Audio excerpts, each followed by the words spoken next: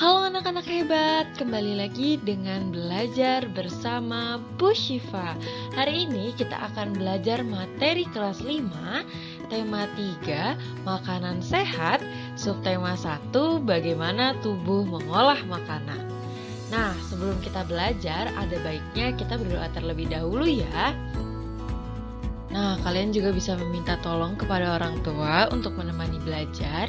Jangan lupa setelah ditolong ucapkan terima kasih ya. Dan ucapkan kata maaf ketika kalian melakukan kesalahan. Oke, sebelum mulai masuk pembelajaran, Ibu akan menampilkan tujuan pembelajaran hari ini terlebih dahulu.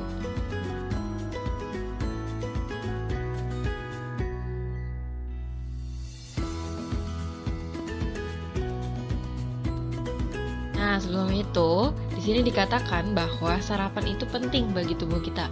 Setuju tidak kalian jika sarapan itu penting bagi tubuh kalian? Kalau menurut Bu Syifa ya, sarapan itu penting bagi tubuh karena sarapan itu adalah sumber energi. Jadi layaknya mobil, kita butuh bahan bakar nih setelah kita tidur, energinya kan hilang tuh. Perutnya jadi kosong dan itu kita perlu mengisi lagi dengan sarapan. Jadi sarapan itu penting untuk memulai hari. Oke, tadi kita sudah bahas sarapan, nanti kita lanjut ya pembahasan tentang sarapannya. Kita sekarang akan membahas tentang iklan terlebih dahulu nih. Iklan itu apa sih, Bu? Iklan itu adalah segala bentuk pesan promosi benda seperti barang, jasa, dan produk jadi. Iklan ini biasanya disampaikan melalui media dan ditunjukkan kepada sebagian besar masyarakat. Nah, di dalam iklan itu terdapat kata kunci serta gambar yang mendukung dari kata kunci tersebut. Nah, kira-kira ciri-ciri dari kata kunci dalam iklan itu apa saja ya? Oke, coba kita lihat ya. Yang pertama itu ternyata terdiri dari satu atau dua kata yang membentuk frase kata. Yang kedua, mengandung kata yang unik yang terdapat dalam sebuah iklan. Dan yang ketiga, mewakili sebagian besar atau keseluruhan topik atau konsep informasi sebuah iklan. Nah, tadi kan kita sudah mengetahui ciri dari kata kunci dalam iklan. Sekarang coba perhatikan gambar iklan di bawah ini. Kira-kira berisi tentang apa ya iklan tersebut? Ada yang tahu? Ya, tepat sekali, iklannya berisi tentang pentingnya air bagi tubuh manusia ya. Nah, yang selanjutnya, iklan ini kira-kira ditunjukkan untuk siapa sih? Ada yang tahu? Ya, tepat sekali, iklan ini ditunjukkan untuk siapa saja yang membacanya. Nah, selanjutnya anak-anak ada yang tahu tidak ya makna dari iklan tersebut? Iklan yang ada di samping ini maknanya apa ya? Oke, tepat sekali, tubuh menjadi sehat karena minum air yang cukup, gitu ya. Dan mengapa ya kira-kira penulis memilih kata dan gambar tersebut? Nih, kata-kata yang digunakan itu ada pentingnya air untuk kita, dan itu di situ ada anak sedang memegang air gitu ya tangannya. Kira-kira kenapa ya penulis memilih kata dan gambar tersebut? Oke, tepat sekali, karena kalimatnya sederhana dan pesan yang disampaikannya pun jelas. Nah, dari pengamatan iklan tadi, kira-kira sudah ada yang tahu belum ya unsur-unsur dari iklan itu apa saja? Di sini ada 3 nih, kira-kira apa saja? Oke, yang pertama itu ada kalimat yang menarik dan mudah dipahami. Oke, yang kedua kira-kira apa ya? Yang kedua itu kalimat bersifat persuasif atau mengajak atau ajakan kalimatnya ya. Dan yang terakhir itu gambarnya menarik perhatian. Bagaimana? Sampai di sini dapat dipahami ya materi tentang iklan, ciri-ciri kata kunci, dan unsur-unsur dari iklan. Selanjutnya kita akan membahas apa yang kita bahas di awal tadi, sarapan. Nah, itu berhubungan dengan makanan. Kita akan membahas tentang makanan nih. Salah satu ciri makhluk hidup adalah memerlukan makanan. Makanan yang dimakan diuraikan dalam sistem pencernaan menjadi energi, komponen penyusun sel jaringan, serta nutrisi yang dibutuhkan oleh tubuh. Nah, kira-kira anak-anak ada yang tahu tidak ya fungsi dari sistem pencernaan? Nah, fungsinya yang pertama itu untuk menghancurkan makanan yang masuk ke dalam tubuh. Makanan yang semulanya dalam bentuk kasar dapat berubah menjadi bentuk yang lebih halus dengan bantuan gigi dan enzim. Dalam hal ini, enzim pencernaan dapat mempermudah proses penyerapan sari-sari makanan. Nah, yang kedua, fungsinya adalah untuk membuang sisa makanan yang sudah tidak diperlukan oleh tubuh. Zat-zat sisa tersebut dapat menjadi racun bagi tubuh manusia jika tidak dikeluarkan. Oleh karena itu, harus dikeluarkan oleh tubuh dan itu fungsi dari sistem pencernaan. Nah, tadi kita sudah membahas tentang fungsi dari sistem pencernaan. Nah, selanjutnya kita akan melihat nih organ-organ apa saja ya kira-kira yang ada dalam sistem pencernaan. Oke, coba di paling atas ini kira-kira namanya apa ya? Ada yang tahu? Ya, ini namanya mulut. Oke, selanjutnya nih kira-kira yang panjang ini namanya apa ya bagiannya? Ya, namanya kerongkongan. Nah, selanjutnya ini tuh namanya apa ya? Nama organnya? Oke, tepat sekali namanya lambung ya. Nah, kalau ini namanya apa? Ada yang tahu? Ya, benar sekali. Ini usus halus. Nah, kalau yang ini namanya usus besar. Dan yang terakhir namanya anus. Oke, wah hebat ya, sudah tahu sekarang organ-organ dari sistem pencernaan.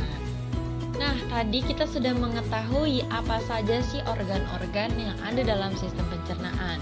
Selanjutnya kita akan melihat bagaimana proses makanan dicerna dalam sistem pencernaan. Yang pertama itu ada proses masuknya makanan ke dalam mulut yang dinamakan ingesti. Yang kedua ada proses mengunyahnya makanan dengan menggunakan gigi, namanya mastikasi.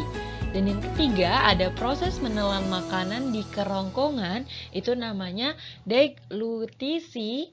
Yang keempat, ada proses pemecahan makanan dari zat yang kompleks menjadi molekul-molekul yang lebih sederhana dengan bantuan enzim di lambung, itu namanya digesti. Yang kelima, ada proses penyerapan sari-sari makanan yang terjadi di usus halus, itu namanya absorpsi. Dan yang keenam, ada proses pengeluaran sisa-sisa makanan yang sudah tidak diperlukan oleh tubuh melalui anus, itu namanya defekasi. Pada pertemuan sebelumnya, kalian sudah membahas tentang sistem pencernaan pada sapi. Nah, sekarang kita akan melihat persamaan dan perbedaan sistem pencernaan manusia dengan sapi. Kita lihat persamaannya terlebih dahulu ya. Oke, yang pertama di sini sama-sama memiliki organ pencernaan. Makanannya juga sama-sama dikunyah pada gigi geraham dan feses keluar melewati anus. Coba kita lihat perbedaannya. Yang pertama, sistem pencernaan manusia itu lebih lama dibandingkan sapi. Sistem pencernaan manusia juga memiliki enzim. Rongga mulut manusia memiliki gigi taring yang kuat dan tajam, sedangkan sapi tidak. Perut sapi memiliki rumen yang kompleks. Sapi juga melakukan regurgitasi, dan air liur sapi itu lebih banyak dibandingkan manusia. Bagaimana? Dapat dipahami ya sistem pencernaan dan proses pencernaan makanan yang sudah tadi Ibu jelaskan. Selanjutnya kita akan belajar tentang tangga nada. Tangga nada adalah susunan jenjang nada-nada pokok suatu sistem nada. Contohnya do, re, mi, fa, sol, la, si, do. Itu. Nah, tangga nada itu dibagi menjadi tangga nada diatonis mayor dan tangga nada diatonis minor. Nah, tangga nada diatonis mayor merupakan tangga nada yang bernuansa gembira. Sedangkan tangga nada diatonis minor merupakan tangga nada yang bernuansa sedih dan melankolis. Nah, selanjutnya kita akan belajar mengenai ciri-ciri lagu dengan tangga nada mayor. Yang pertama itu ada bersifat yang gembira. Yang kedua terdengar semangat. Yang ketiga umumnya diawali dan diakhiri dengan nada do. Contoh lagunya diantaranya ada Hari Merdeka, Maju Tak Gentar, dan masih banyak yang lain. Selanjutnya ada ciri-ciri lagu dengan tangga nada minor. Yang pertama itu bersifat sedih. Kedua, terdengar kurang semangat. Yang ketiga, umumnya diawali dan diakhiri dengan nada la. Contoh lagunya itu ada Syukur, Gugur Bunga, dan masih banyak lagi. Nah, bagaimana? Dapat dipahami ya tentang ciri tangga nada lagu mayor dan ciri tangga nada lagu minor. Sekarang lanjut kita akan belajar tentang perkalian pecahan. Yang pertama kali akan kita pelajari adalah perkalian bilangan asli dengan pecahan biasa. Saat menghitung perkalian pecahan dengan bilangan bulat, yang dikalikan hanya pembilang dan bilangan bulatnya saja. Coba kita kerjakan contoh soal ini ya.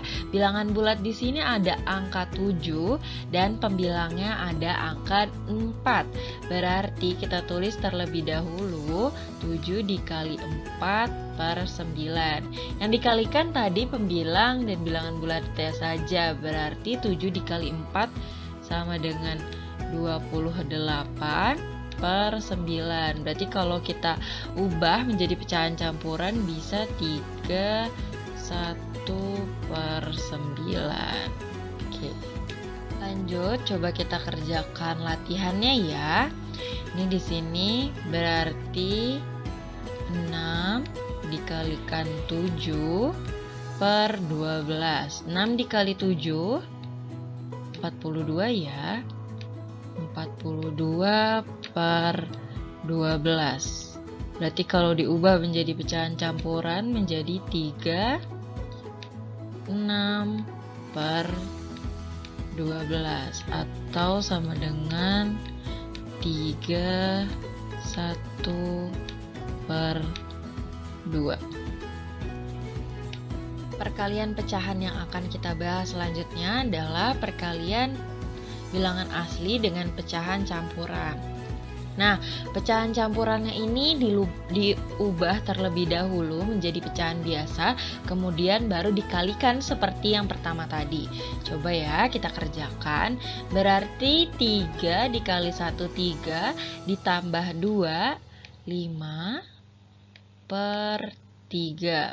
Berarti kita tulis 2 dikali 5 per 3 sama dengan 10 per 3. Kalau kita ubah lagi menjadi pecahan campuran berarti hasilnya 3 1 per 3. Oke. Agar lebih paham lagi, coba kita kerjakan soal latihan berikut ini ya. Ini berarti kita ubah terlebih dahulu pecahan campurannya menjadi pecahan biasa. 5 dikali 2 10, 10 ditambah 2 12, berarti di sini 12 per 5. Tadi yang kita kalikan hanya bilangan bulat dan pembilangnya saja, berarti 3 dikali 12 per 5. 3 dikalikan 12 itu hasilnya 36 per 5. Berarti kalau kita ubah menjadi pecahan campuran hasilnya adalah 71 per 5. Perkalian pecahan yang terakhir yang akan kita pelajari hari ini adalah perkalian antar kedua pecahan biasa. Caranya kita akan mengalihkan pembilang dengan pembilang dan penyebut dengan penyebut. Coba kita kerjakan contoh soal berikut ini ya. Berarti kita kalikan pembilang dengan pembilangnya. Berarti 2 dikali 3. Kita tulis ya, penyebut dengan penyebutnya 5 dikalikan 4. 2 dikali 3, 6, tepat sekali. 5 dikali 4, 20. Oke, hasilnya jadi 6/20. Oke, coba kita kerjakan contoh latihan berikut ini ya, biar lebih paham gitu. Oke, kita tulis terlebih dahulu. Tadi katanya pembilang dikali pembilang, berarti 4 dikali 3 dan 5 dikali 7. 4 dikali 3 berapa? 12. 5 dikali 7, 35. Jadi hasilnya adalah 12/35. Bagaimana? Dapat dipahami ya seluruh materi yang sudah kita pelajari bersama tadi. Coba sekarang kita ingat-ingat lagi, hari ini sudah belajar apa saja. Tadi kita sudah belajar tentang perkalian pecahan. Kita juga sudah belajar tentang ciri-ciri tangga nada lagu mayor dan tangga nada lagu minor. Kita juga sudah belajar tentang sistem pencernaan manusia, organ-organnya, dan proses pencernaan pada manusia. Kita juga di awal tadi belajar tentang iklan dan unsur-unsur iklan. Nah, sampai di sini ada yang ingin ditanyakan? Jika ada yang ingin ditanyakan, kalian bisa langsung tanyakan pada Bu Syifa ya. Terima kasih banyak sudah menonton dan menyimak video ini sampai akhir. Semoga video ini bermanfaat untuk kalian. Pembelajaran tema 3, subtema 1 pembelajaran 2 sudah selesai sampai di sini. Akhir kata, sekian dan sampai jumpa anak-anak hebat.